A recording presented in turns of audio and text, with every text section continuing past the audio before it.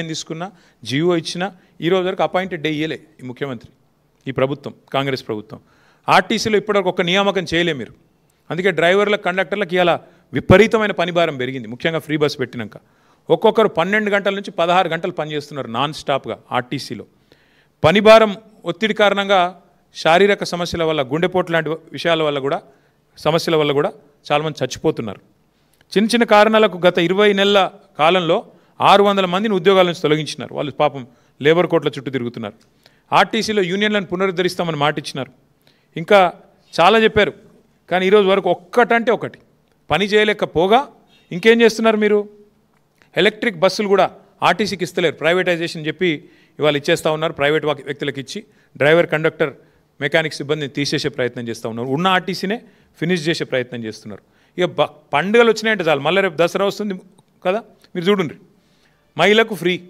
పురుషుడికి డబుల్ అది ఎక్కడ లెక్కనో నాకైతే తెలియదు మరి పండుగలకు ఎవరైనా గిఫ్ట్లు ఇస్తారు రేవంత్ రెడ్డి గారు ఇట్లాంటి గిఫ్ట్ రిటర్న్ గిఫ్ట్ ఇస్తున్నాడు ఏంటిది ఏ పండుగ అయినా రంజాన్ అయినా బక్రీద్ అయినా క్రిస్మస్ అయినా దసరా అయినా పక్కా తోఫా అయింది మీకు డబల్ ఆర్టీసీ ఛార్జీలు మీరు చూడండి రేపు మళ్ళీ టికెట్లు దయచేసి తెలంగాణ ప్రజలు చూడాలని చెప్పి కోరుతా ఉన్నాను నేను ఒక్క ఎలక్ట్రిక్ బస్సుల వల్ల ఈ ముఖ్యమంత్రి తీసుకున్న నిర్ణయం వల్ల ఉన్న ఆర్టీసీ దాదాపు 20,000 మంది ఉద్యోగాలు పోయే పరిస్థితున్నది మహాలక్ష్మి కారణంగా నష్టాలు వస్తున్నాయని ఆర్టీసీ సంఘాలు చెప్తుంటే కార్మికులు చెప్తుంటే వాళ్ళకి ఇవ్వాల్సిన బకాయిలు ఇస్తలేరు ఉన్న ఆర్టీసీనే నడిపే ముఖం లేదు నీకు నెల నెల ఆర్టీసీకి 600 కోట్లు ఇచ్చే ముఖం లేదు 15,000 కోట్లు తీసుకొని ఎట్లా మోస్తావు నువ్వు మెట్రోని చెప్పు నాకు ప్రజలకు కనీసం సమాధానం ఇవ్వండి నేను ఇంకొక మాట కూడా మిమ్మల్ని అడుగుతా ఉన్నా దయచేసి ఇట్లాంటి కీలకమైన నిర్ణయం తీసుకున్నప్పుడు ఏ ప్రభుత్వం అయినా 15,000 కోట్ల భారం మోయాలి అంటే ఒక క్యాబినెట్ సబ్ కమిటీ వేస్తారు కొంత చర్చిస్తారు అధికారులతో స్టేక్ హోల్డర్స్తో అందరిని పిలిచి మాట్లాడతారు అర్థం చేసుకుంటారు తర్వాత క్యాబినెట్ తీసుకుపోతారు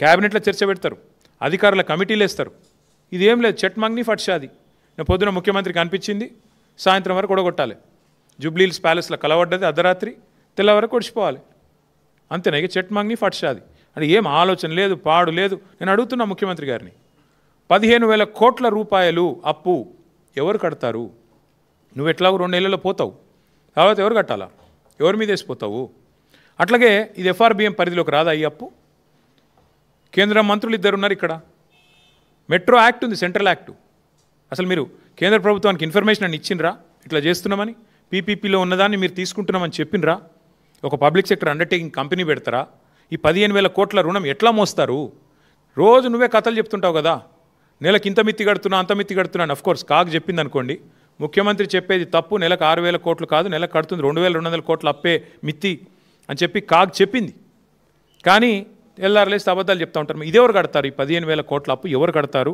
ఎందుకు ఇప్పటికే తెచ్చిన 2,20,000 కోట్ల అప్పు చాలదన్నట్టు మళ్ళొక 15,000 కోట్ల అప్పు ఎవరి మీద మోపుతున్నారు ఎందుకు మోపుతున్నారు ముఖ్యమంత్రి గారు చెప్పాలి అట్లాగే ఆర్టీసీ ఇప్పటికే నష్టాల్లో ఉందని మీరే చెప్తున్నారు నెలకు 600 కోట్లు కడుతున్నామని చెప్తున్నారు మరి దీనికి సంబంధించిన నష్టాలు ఎంత మెట్రోకి ఇక్కడ పత్రికలు ఒక్కో రకంగా వస్తుంది నెలకు 300 కోట్ల నష్టం అని ఒకరు రాస్తున్నారు కాదు 600 కోట్ల నష్టం అని ఇంకొకరు రాశారు ఈరోజు కాబట్టి మరి 600 300 నష్టాల విషయంలో ఏమైనా అధ్యయనం చేశారా మరి దాన్ని ఎట్లా నడుపుతారు భూములు అమ్ముతారా అసలు ఆ భూములు మీ చేతికి వచ్చినాయా ఆ మాల్స్ నమ్ముతారా మీ అనుయాయులకు ఆల్రెడీ డీల్స్ అయిపోయినాయా ఇవన్నీ కూడా ప్రజల మనసులో ఉన్న ప్రశ్నలు తప్పకుండా ఈ విషయంలో కేంద్ర ప్రభుత్వం కూడా స్పందించాలి కేంద్ర మంత్రివర్గంలో ఉన్న 2 మంత్రులు కూడా ఇక్కడ ఉన్నవాళ్ళు స్పందించాలి ఎందుకంటే ఇది ప్రజా సొమ్ము అదేమి రేవంత్ రెడ్డి గారిదో లేదా బీజేపీదో లేదా బీఆర్ఎస్దో కాదు ప్రజల సొమ్ముకు ధర్మకర్తలు మనందరం ₹1 ఖర్చు పెట్టాలన్నా మనం డెఫినెట్గా 2 సార్లు ఆలోచించాల్సి ఉంటుంది కాబట్టి ఈ విషయంలో కేంద్ర ప్రభుత్వం కూడా స్పందించి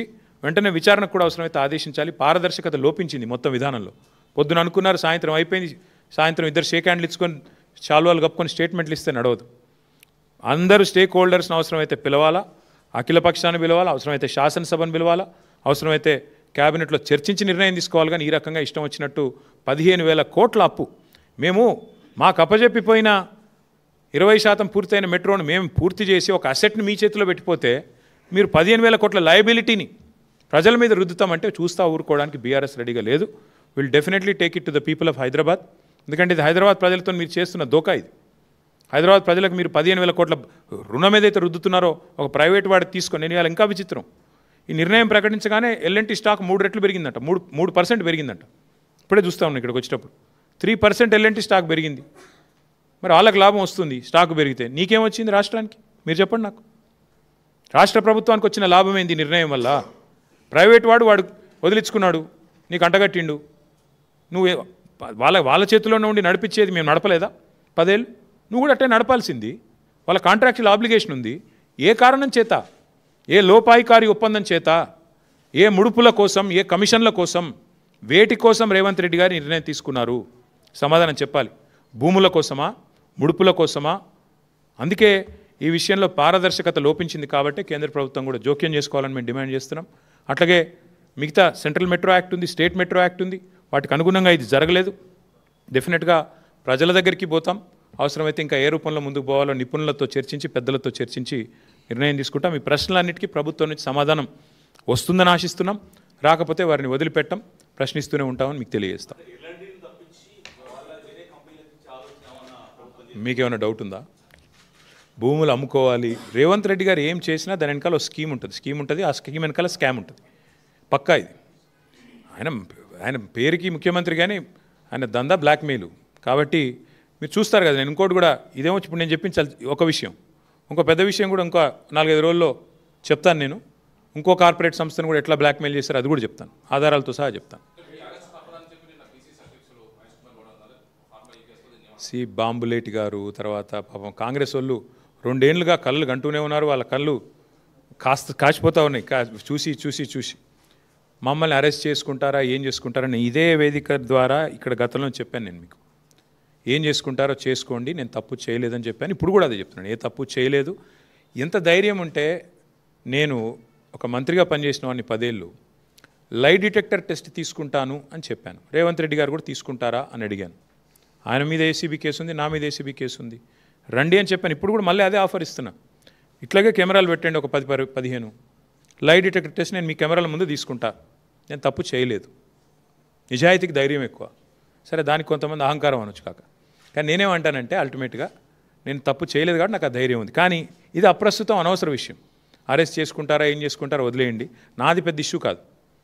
నన్ను అరెస్ట్ చేస్తే ఆయన కొంత పైశాచిక ఆనందం వస్తుంది కావచ్చు, అది కూడా ఓకే. కానీ మేము వదిలిపెట్టాం కాంగ్రెస్ పార్టీని. 4,000 రూపాయలు ముసలోళ్ళకి ఎప్పుడు ఇస్తావు? 2,500 ఆడబిడ్డలకు ఎప్పుడు ఇస్తావు? స్కూటీలు ఎప్పుడు ఇస్తావు? తులం బంగారం ఎప్పుడు ఇస్తావు? నువ్వు ఎన్ని డైవర్షన్ గేమ్లు ఆడినా మేము మాత్రం అదే పట్టుకుంటాం. మా ఇష్యూ చిన్నది. మమ్మల్ని అరెస్ట్ చేసుకుంటారా, కేసులు పెడతారా, ఏం చేస్తారా, అది ఓకే. మేము ప్రజల తరపున అడుగుతూనే ఉంటాం, వదిలిపెట్టాం.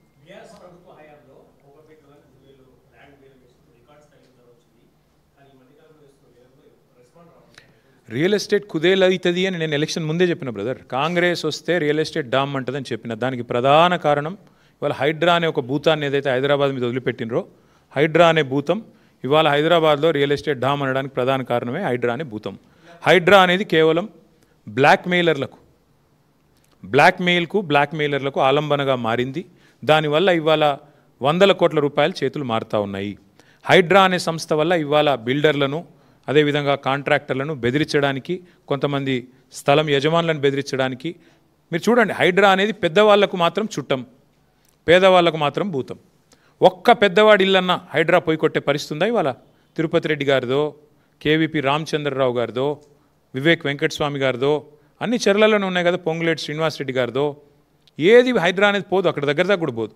కానీ పేదవాళ్ళ ఇంటికి మాత్రం పోయి ఇష్టం వచ్చినట్టు కూలగొడతారు. అందుకే నేను చెప్తా ఉన్నా హైదరాబాద్ ప్రజలకి, ఈ హైడ్రా అనే భూతాన్ని వదిలించుకోవాలంటే కాంగ్రెస్ అనే ఇంకో పెద్ద భూతాన్ని వదిలించాలి. దయచేసి ఆలోచించండి. లేకపోతే హైడ్రా మళ్ళీ కాంగ్రెస్కి ఓటేసి వాళ్ళకు అవకాశం ఇస్తే మనం ఖచ్చితంగా మన ఇల్లు కూలగొట్టమని లైసెన్స్ ఇచ్చినట్టే అవుతుంది. సో మాకు ఎంత విచిత్రం అంటే బ్రదర్, మేమేమో ప్రజల సమస్యలు మాట్లాడతాము, యూరియా గురించి మాట్లాడతాము, గ్రూప్ 1లో జరిగిన సమస్యల గురించి మాట్లాడతాము. ఇదేది ఆర్ఎస్ బ్రదర్స్ ఎవరు మాట్లాడరు. వాళ్ళకి కావాల్సింది ఏంది? కేటీఆర్ ఏ కార్లో తిరుగుతున్నాడు, తప్పు చేస్తే కేసు పెట్టిన వద్దంటలేదు కానీ నేను తప్పు చేయలేదని చెప్తున్నా ఓపెన్గా. ఏందన్న తప్పు చేస్తే ఇద్దరు ప్రభుత్వాల్లో ఉన్నారు కదా, కేంద్రంలో మీరున్నారు, రాష్ట్రంలో వారున్నారు. పెట్టండి, ఏం కేసులు పెడతారో పెట్టండి, ఏం విచారణలు చేస్తారో చేయండి, మాకు అభ్యంతరం లేదు. ఇవన్నీ ఇప్పుడు అన్నీ పోతే ఎల్ఎన్టీది ఎక్కడ పోద్దాం